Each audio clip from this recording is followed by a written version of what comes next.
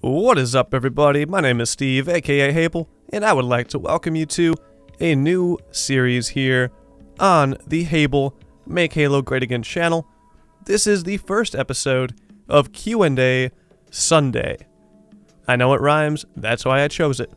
So basically, I'm just going to go through and choose 5 questions that I either get often or that I've gotten this week that I probably answered in the comments, but a lot of you probably didn't see because no one really goes back on videos and reads through comments unless it was replied to them directly, as well as some of the ones that I get often enough that making a video about them might be a good idea. So if you guys like this series, I did it a long time ago. Let me know that it's awesome. If you don't like it, hey, whatever, it's once a week, just skip it every Sunday. Feel free to ask questions in the comments, or else feel free to ask questions in other comments or on Twitter or whatever, and I will try to answer those. So for now we're doing 5 a week. Maybe one day it will be 10. Maybe one day it will be 3. Who knows? For now we're doing 5. So question 1, I got this one last week. How do you choose your music for your montages? So there's a few different ways I choose my music for my montages. The first is I just make playlists on Spotify of songs that I like. So Blackhawk, the Halo editor and montage maker, and I kind of have the same radio stations that we listen to. So we listen to XM Octane a lot, and that's where a lot of the music that he and I have in these playlists goes. So he can probably relate to me pretty well in what our Spotify looks like. But basically I listen to rock stations to pick up new rock music, and then I also use the Spotify Discover feature, and I listen to my Spotify Weekly Discover playlist, which is basically hand-picked songs for me that they think I might like. And then if I like any of them, I just add them to a playlist. And I have my playlists separated, so I have 1v1 playlists, I have FFA playlists, I have serious playlists, I have background track playlists, so maybe I'm just using it for a highlight video, or I'm putting music in the background for a talking video like this one. Things like that. So I use Spotify and I use Discover and the radio. But when it comes time to actually putting the video together, a lot of it comes down just to a whim. So for montage 7, for instance, I had 2 songs that I thought I was going to use since February. So from February until whenever I edited it, when was that? September? Or was it due September? Whatever. Whenever I edited the montage, August, July, whenever montage 7 was edited, I chose the actual song the day before I put the video together. So I had 2 songs I thought I was going to use, and then decided I wanted to go a different direction, so I threw it together the day before. And basically what I do is I just choose a theme. So I look at my clips first. I really am a strong believer that the clips should tell the story, and then the song complements the story. So a lot of times you'll see videos with really good clips, but they don't flow with the music, because maybe the music is too fast or too slow. For instance, my montage that I uploaded last week, titled 9 Years, the music was really fast, and the gameplay was team snipers. Sniper gameplay and fast music don't get along well, but I really liked the song, so I put some story elements into it to try and tell a story. So even though the clips didn't fit the music, the overall composition of the video told the story that I wanted to tell, so I was happy with it. If this were a more serious video, I would not have combined Team Sniper's clips with a really fast pop punk type of song. I know A Day to Remember isn't pop punk, but this song is very Blink-182 sounding, and Team Snipers and Blink-182 do not get along.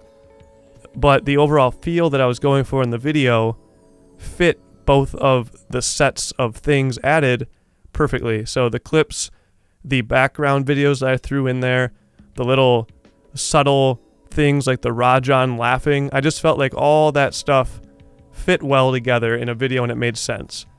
But if it were a more serious video, if I was focused on syncing, as you could tell there was no syncing in that video. If I were focused on syncing, I would not have used that song. I would have used probably a rap song or something with very dominant snare parts or bass parts, because you can sync sniper shots to snares very easily. So that's why I chose the Eminem song from Montage 7, because my clips were also very sniper dominant. Even if they weren't all in team snipers, I pretty much had a sniper rifle in every clip, and there's a very dominant and pronounced snare in that song that I could sync a majority of the clips to.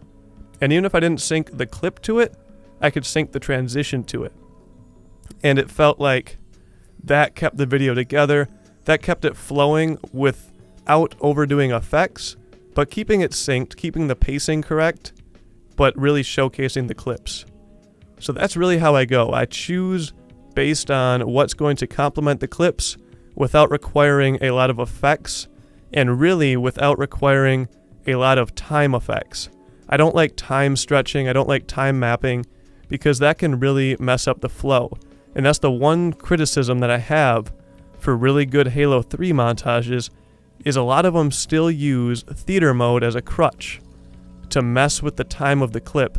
And you kind of lose where you are in the clip because you have 3 angles before every kill.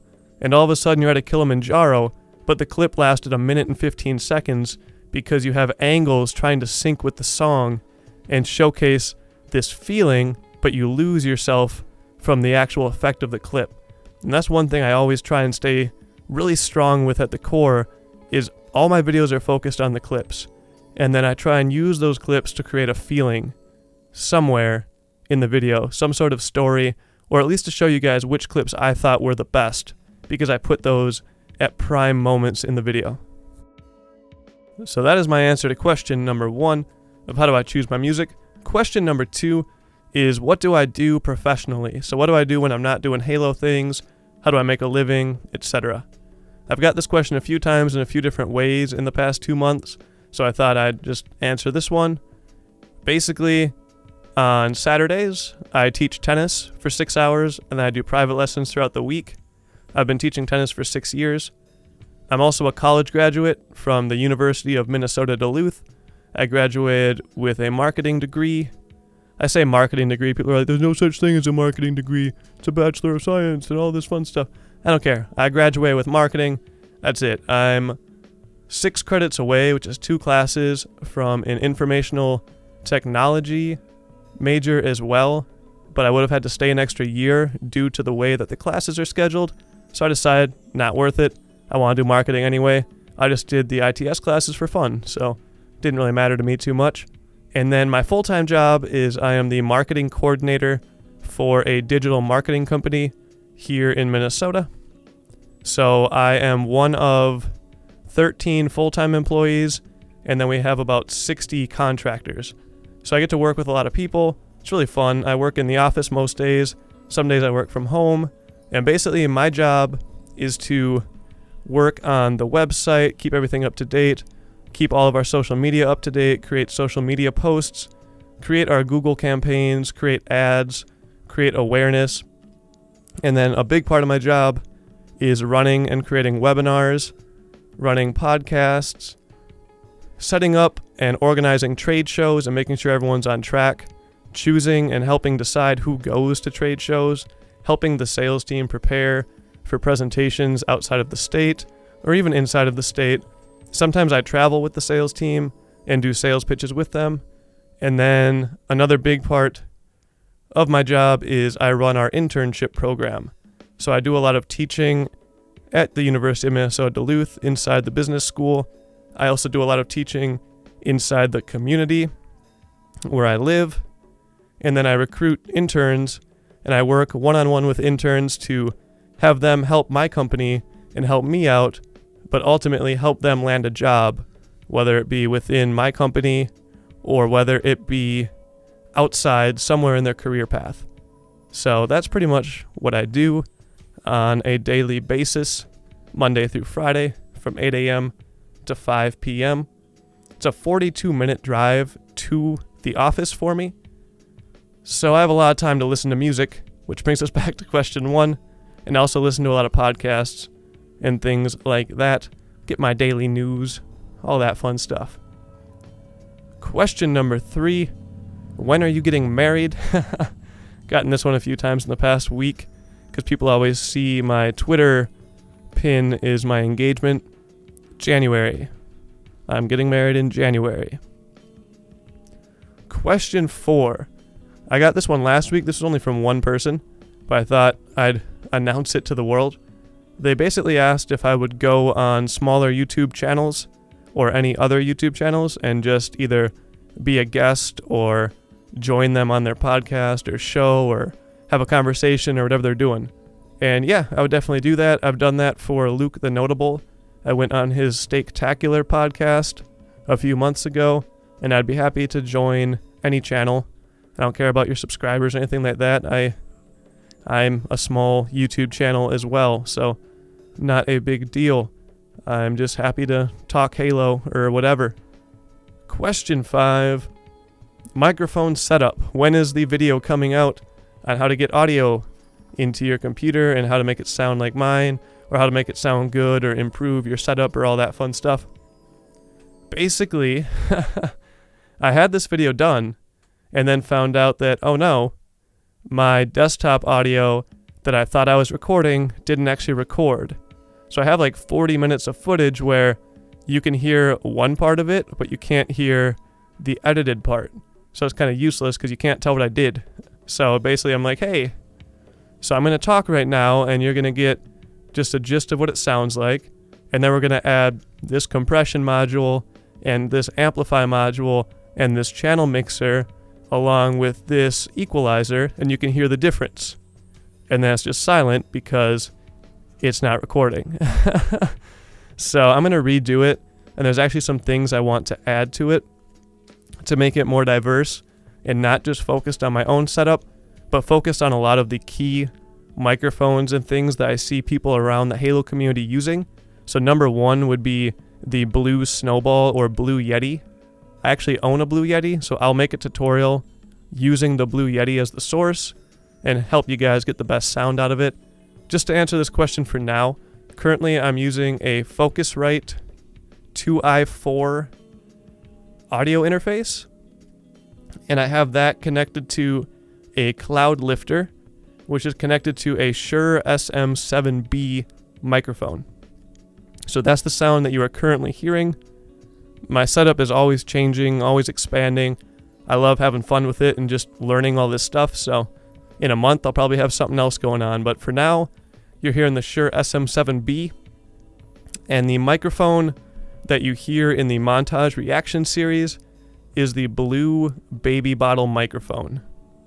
So you can definitely check those two out if you like the sound.